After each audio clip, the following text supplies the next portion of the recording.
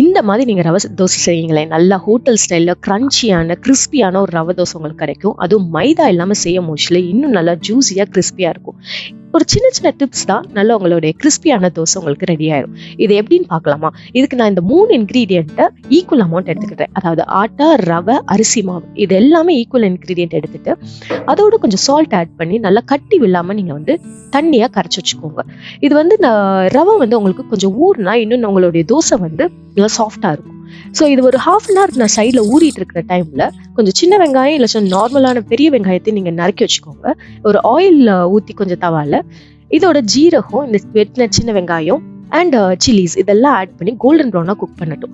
So இந்த ஸ்டேஜில் நீங்கள் வந்து கேஷ்யூ கூட நீங்கள் ஆட் பண்ணிடலாம். ஸோ இந்த கோல்டன் ப்ரௌனாக குக் பண்ண அனியன்ஸை இந்த ரவையோடு நீங்கள் சேர்த்து இன்னும் நல்லா தண்ணியான கன்சிஸ்டன்சியில் இருக்குதான்னு நீங்கள் செக் பண்ணி பார்த்துக்கோங்க.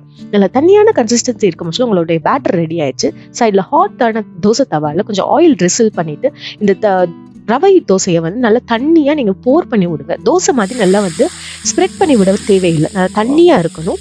அதுவே உங்களுக்கு வந்து நல்லா கிறிஸ்பியாக கிடைக்கும். ஒரு மீடியம் ஹீட்டில் வச்சு 2 சைடும் கோல்டன் ப்ரௌனாக நீங்கள் குக் பண்ணி எடுத்தீங்கன்னா பொறுமையாக அது குக் பண்ணணும். இல்லைச்சுன்னா உங்களுக்கு உடனே சீக்கிரமாக அந்த ரவை தோசை வந்து எலும்பாது. ஸோ பொறுமையாக நல்லா ஒரு மீடியம் ஹீட்டில் நீங்கள் 2 சைடு எடுத்தீங்கன்னா உங்களுடைய தோசை சூப்பராக ரெடி ஆயிடும்.